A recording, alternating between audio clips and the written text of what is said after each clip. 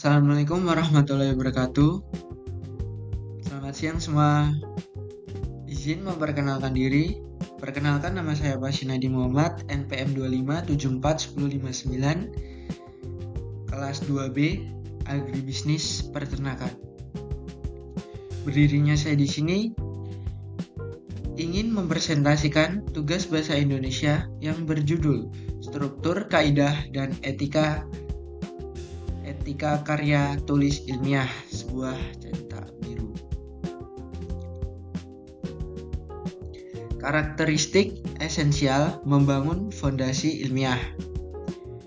Ide KTI ideal dibagi menjadi 3: objektif, sistematif, verifikatif. Objektif: fakta dan data valid tanpa opini subjektif. Sistematif: struktur baku, pendahuluan, metode, hasil. Logistis: konsisten, koherensi antar argumen, data, dan kesimpulan. Reflektif: prosedur dapat diulang oleh penelitian lain. Bahasa baku dan impersonal. PUEBI: denotatif, sudut pandang orang ketiga. Yang terakhir, citasi akurat. Berikutnya, matriks diagnosis menentukan jenis bangunan akademis. Yang pertama, tugas akhir TA, tujuan, proyek, peratapan, PKL, magang, pemecahan masalah industri. Sumber data: observasi empiris, operasional lapangan, luaran, solusi teknis, SOP, produk, syarat D3 atau D4. Tujuan kajian dalam landasan teori. Sumber data: empiricisme, struktur, pengumpulan data, primer, luaran, pembuktian, teori atau analisis baru, syarat. Syaratnya yaitu D1 atau D3. PUM, penulisan usulan peneliti atau makalah. Yang pertama, membahas masalah spesifik secara terfokus. Sumber data: kajian literatur, studi kasus kecil, luaran. Berikutnya, anatomi dokumen, struktur universal versus spesifik. Bagian awal: universal, halaman judul, pengesahan bebas, plagiasi, abstrak atau ringkasan, daftar, isi, tabel, dan gambar. Bagian isi, inti. Bab 1, pendahuluan, latar belakang, dan tujuan. Konsuminasi, bab 2 dan bab 3. Bab akhir, hasil pembahasan, kesimpulan, dan saran. Bagian akhir, daftar pustaka. Berikutnya, spesifikasi teknis kaidah format fisik. Jenis kertas yang pertama, A4 80 gram GR.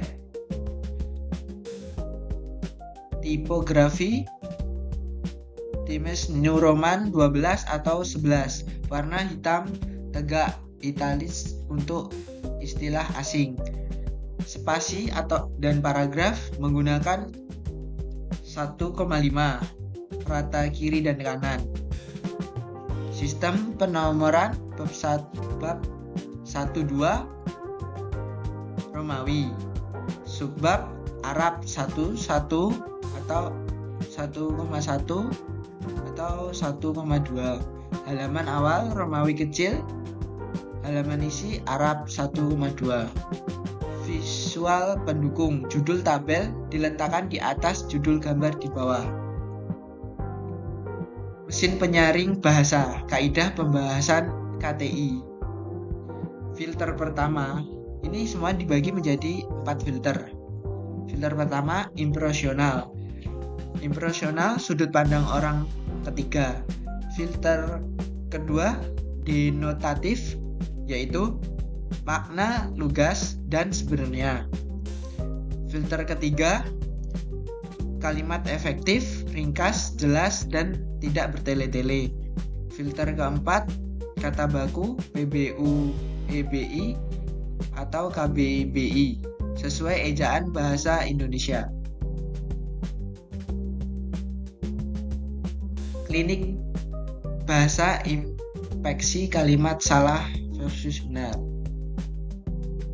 Penggunaan kalimat yang salah dan penggunaan kalimat yang benar.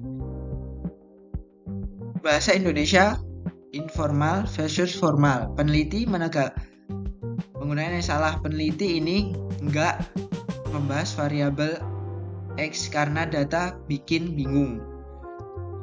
Yang benar adalah peneliti ini tidak membahas variabel X karena data membingungkan. Itu penggunaan yang benar. Opini subjektif versus objektif. Kita bisa menggunakan yang salah. Kita bisa melihat bahwa hasil keren banget dan metodenya paling bagus. Penggunaan yang benar yaitu hasil menunjukkan peningkatan yang signifikan. Metode ini menunjukkan kinerja yang lebih baik dibandingkan pembanding. Itu yang benar.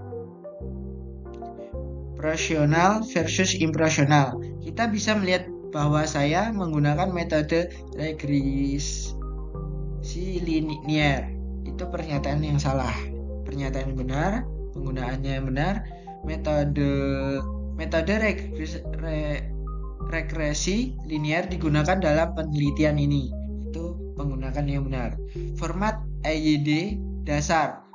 Penggunaan yang salah, ditambah pupuk 5 kg dan sampel disimpan di bagian bawah. Penggunaan yang benar yaitu ditambah pupuk 5 kg dan disimpan di bagian yang bawah. Itu bagian yang benar. Selanjutnya, integrasi akademik, tanggung jawab moral penelitian, yaitu kejujuran mutlak dan menghargai hak cipta, transparansi, dan replikabilitas. Yang keempat, bebas konflik dan kepentingan. Selanjutnya, anatomi plagiarisme, akar masalah, dan klarifikasi pelanggaran. Plagiarisme itu ada banyak bricks. Ada 5 bricks, yaitu bricks pertama plagiarisme langsung, bricks kedua plagiarisme mosaik, yang ketiga plagiarisme ide, yang keempat brick self plagiarisme, yang kelima brick duplikasi publikasi. Selanjutnya, esensi sanksi akademik Permendiknas nomor 17 tahun 2010. Tingkat berat, tingkat sedang, tingkat ringan. Itu ya.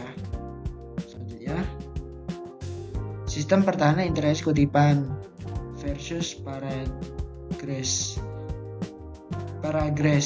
Penulisan ulang menggagas gagasan utama dengan struktur kalimat dan kosakata sendiri tanpa menyimpan dari makna asli. Wajib menyebut nama dan tahun. Kutipan langsung 40 kata, kurang dari 40 kata, gunakan tanda petik, wajib sertakan halaman. Lebih dari 40 kata, format blog, ide khusus tanpa tanda petik, standar sitasi APA 7 tahun edition. Selanjutnya, protokol keamanan anti plagiat pencegah aktif, yaitu langkah pertama catat sejak awal, langkah 2 paragraf berbasis pemahaman, langkah ketiga filter cetak kemiripan terms, langkah keempat konsultasi dosen. Selanjutnya, zona bahaya kesalahan fatal yang sering terjadi. Kesalahan fatal yang sering terjadi yaitu judul tidak spesifik, rumusan masalah tidak terukur, metode meleset, data tanpa satuan atau sumber. Zona kedua, kesalahan format dan penulisan. Yang pertama visual bisu, yang kedua citasi inkonsisten, yang ketiga paragraf minim. Selanjutnya dashboard final, checklist sebelum submit. Yang pertama format sesuai pedoman, yaitu margin 433. Yang kedua lolos cek kemiripan. Yang keempat konsistensi referensi kutipan teks dapat dan daftar pustaka sinkron 100% gaya APA. Yang keempat integrasi visual, nomor urut variabel atau gambar dan dilengkapi judul serta sumber. Kelima, kelengkapan administrasi. Selanjutnya menyelesaikan yang terakhir. Kunci pembelajaran. Yang pertama, taat struktur dan kaidah. Yang kedua, integritas akademik. Yang ketiga, efisiensi proses.